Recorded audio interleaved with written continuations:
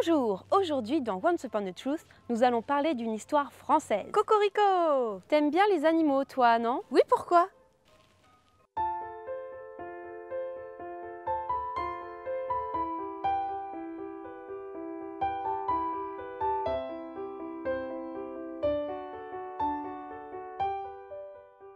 La Belle et la Bête que vous connaissez tous est un dessin animé Disney qui est paru en 1991. Belle, est-ce que tu peux nous le raconter rapidement, s'il te plaît? Bien sûr!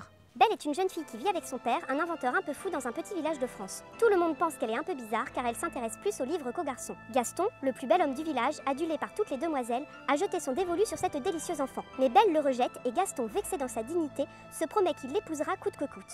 Un jour, le père de Belle se perd en forêt et trouve refuge dans un château mystérieux où une horrible bête l'emprisonne. Belle part à la recherche de son père, trouve le château et décide de rester prisonnière de la bête en échange de la vie de son père. Belle reste alors vivre dans le château enchanté où tous les domestiques sont des objets rigolos. Au fur et à mesure des jours, elle apprend à connaître la bête et finit par en tomber amoureuse, la bête lui-même étant sous son charme. Mais un jour, elle apprend que son père est malade et la bête l'autorise à retourner au village pour le soigner. Après une altercation entre Belle, son père et Gaston, ce dernier découvre l'existence de la bête au travers d'un miroir magique et décide, avec tous les autres hommes du village, d'aller tuer le monstre. Une bataille s'engage dans le château et Gaston parvient presque à tuer la bête qui se meurt d'amour pour la Belle. Mais finalement, Gaston est précipité du haut d'une tour, tandis que la bête, poignardée, meurt dans les bras de Belle qui lui avoue alors son amour. La bête se transforme alors en un beau jeune prince et les domestiques retrouvent forme humaine. Le prince Adam épouse Belle et tout est bien qui finit bien. Et donc, tu tombes amoureuse d'une bête? Non mais en fait c'était un humain. Oui, mais ça tu ne le savais pas.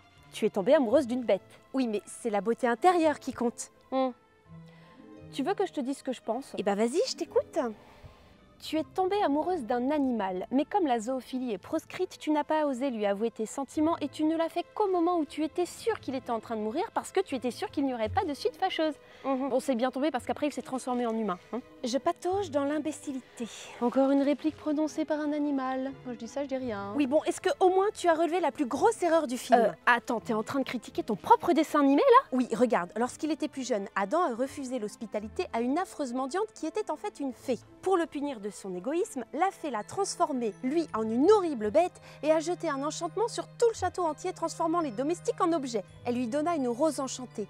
Lorsque le dernier pétale sera tombé à son 17e anniversaire, le charme deviendra permanent, sauf s'il arrive à aimer et à se faire aimer en retour.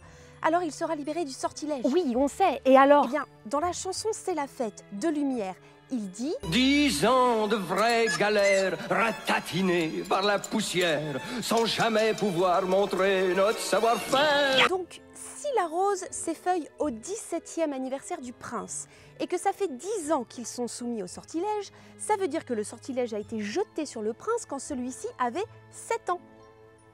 Donc ça veut dire qu'en fait, c'est juste un gamin un petit peu mal élevé qui a claqué la porte à une vieille femme qui était totalement effrayante. Est-ce qu'on peut vraiment lui en tenir rigueur? Est-ce qu'on peut vraiment l'accuser d'avoir eu peur d'une pauvre vieille femme? Et d'abord, où sont ses parents à ce gamin? Est-ce qu'il vit seul à 7 ans dans un château avec des domestiques? Et pourquoi est-ce que j'ai trouvé dans sa chambre à coucher un portrait de lui comme s'il avait 17 ans alors que la dernière fois qu'il avait été humain, il avait 7 ans? C'est pas possible, il y a clairement un problème de spatio-temporalité dans ce dessin animé. À mon avis, le docteur aurait peut-être une solution. C'est pas bête ce que tu dis là. Et bah alors? Et alors quoi? Qu'est-ce qu'elle dit l'histoire originale? Peut-être qu'on va y trouver une réponse. D'ailleurs, qu'est-ce qui a écrit cette histoire? En fait, La Belle et la Bête est un conte très ancien qui a souvent été repris et modifié. La version la plus ancienne est celle d'Apulée, intitulée Amour et Psyché, qui date du IIe siècle. Ce conte apparaît pour la première fois en France en 1740 sous la plume de Gabrielle Suzanne de Villeneuve, mais c'est Jeanne-Marie Le Prince de Beaumont qui, en 1757, en donne une version abrégée d'où sont tirées la plupart de nos adaptations actuelles, dont ton dessin animé. Est-ce qu'il y a Gaston dans ton histoire? Non. Quel soulagement! Alors, c'est l'histoire d'un marchand qui a 3 garçons et 3 filles à qui il a donné une solide éducation. Ces 3 filles étaient très belles, mais en particulier la dernière que tout le monde appelait la belle enfant ou tout simplement Belle, provoquant ainsi la jalousie de ses 2 sœurs. Tandis que Belle était gentille, bonne, courageuse, travailleuse et modeste, ses 2 sœurs étaient paresseuses, égoïstes, méchantes et orgueilleuses. Un jour, le père perdit toute sa fortune et la famille plongea dans la misère. Tandis que la Belle faisait des efforts chaque jour pour rendre la vie de sa famille plus agréable et qu'elle se tuait aux tâches ménagères qu'incombaient d'ordinaire aux domestiques, ses 2 sœurs ne cessaient de se plaindre et ne faisaient rien. Après 1 an de cette existence de dur labeur, le père fut informé qu'un de ses vaisseaux de marchandises avait été retrouvé.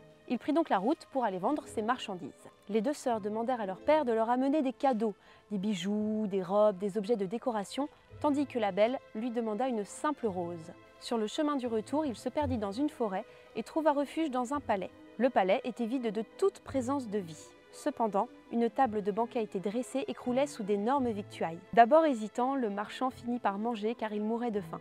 Puis il monta dans une chambre pour se coucher dans un des lits. Le lendemain matin, il trouva un petit déjeuner installé sur la table et mangea avec reconnaissance. Il était persuadé que le palais appartenait à une bonne fée qui l'avait pris en pitié et qui avait décidé de l'aider. Avant de repartir, il décida de cueillir une rose dans le jardin pour la ramener à Belle parce qu'il les trouvait particulièrement magnifiques. Mais c'est alors qu'une bête monstrueuse surgit et l'accusa d'ingratitude. En effet, elle lui avait offert le gîte et le couvert, mais le marchand avait tout de même tenté de voler une rose. Devant un tel affront, la bête décida de le tuer. Mais le marchand supplia la bête de l'épargner en expliquant qu'il voulait simplement offrir la rose à son enfant. Alors la bête épargna sa vie, mais exigea que la fille du marchand vienne volontairement donner sa vie à sa place. De retour à la maison, le marchand expliqua la situation à ses filles et les deux sœurs aînées accusèrent la petite d'égoïsme. Effectivement, c'était à cause de son orgueil que le père allait mourir. Alors la belle décida de sacrifier sa vie pour sauver celle de son père. Elle alla retrouver la bête. Mais une fois au palais, la bête ne la dévora pas. Au contraire, elle eut droit à de somptueux appartements et à de magnifiques vêtements. Elle passait ses journées seule au château et pouvait commander à haute voix tout ce qu'elle désirait, cela apparaissait. Elle obtint notamment un miroir magique qui lui permit d'observer sa famille. Tous les soirs cependant, la bête venait pour la regarder manger et chaque soir il lui posait la même question. « Me trouvez-vous laid ?» Et la belle, qui ne savait pas mentir, répondait « Oui, vous êtes laid, mais vous êtes bon et vous avez de l'esprit. » Tous les soirs, la bête demandait à la belle si elle voulait devenir sa femme et tous les soirs, la belle refusait. Un jour, elle confia à la bête que son père était gravement malade et qu'elle désirait ardemment aller le retrouver. La bête accepta et la belle promit de revenir dans 8 jours. Cependant, une fois à la maison, ses deux sœurs, crevant de jalousie, réussirent à la retenir pendant 10 jours. La belle rêva alors que la bête était mourante et prit alors conscience qu'elle était secrètement amoureuse de lui. Elle retourna au château et trouva la bête à l'agonie. Elle se pencha sur elle et lui dit qu'elle voulait devenir sa femme. La bête se métamorphosa alors en un magnifique prince. Ils se marièrent et vécurent heureux pendant de nombreuses années. Les deux sœurs furent métamorphosées en statues à l'entrée du palais et furent condamnées à voir chaque jour le bonheur de leur sœur jusqu'à ce qu'elles reconnaissent sincèrement leurs propres fautes. Ah oui, effectivement, c'est très différent. On peut savoir pourquoi il y a des objets qui parlent et qui chantent dans mon dessin animé? Parce que dans le conte, les repas sont servis tout seuls, les objets se déplacent comme par magie. J'imagine que les créateurs du studio Disney ont extrapolé et décidé que ceux qui feraient ces actions seraient des domestiques et qui seraient ensorcelés. Ou alors parce que c'est mignon et rigolo. Ouais, et j'aimerais aussi savoir pourquoi est-ce qu'ils m'ont collé cet idiot de Gaston au basque. Bon, écoute, si t'es pas contente de ton dessin animé, tu peux aussi regarder le film La Belle et la Bête, sorti en 1946 de Jean Cocteau. Il est bien plus proche du conte original que ton dessin animé. Ça m'a l'air très intéressant, je le ferai. Et je vais lire aussi le conte original, vous devriez faire pareil. Et sachez aussi qu'une adaptation live du dessin animé Disney est prévue pour 2017 avec Emma Watson dans le rôle de Belle. Oh, j'ai hâte de voir ça. Et bien voilà, cette émission est terminée. Merci Belle pour ta participation. Eh bien de rien, ce fut un plaisir partagé pour moi. Et merci à vous d'avoir regardé. J'espère que ça vous aura plu et je vous dis à la prochaine pour une nouvelle histoire. Au revoir.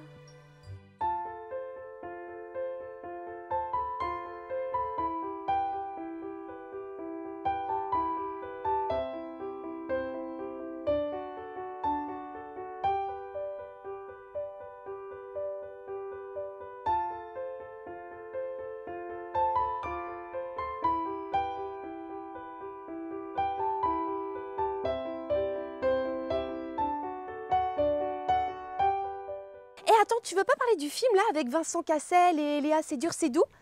Non, cette merde n'existe pas.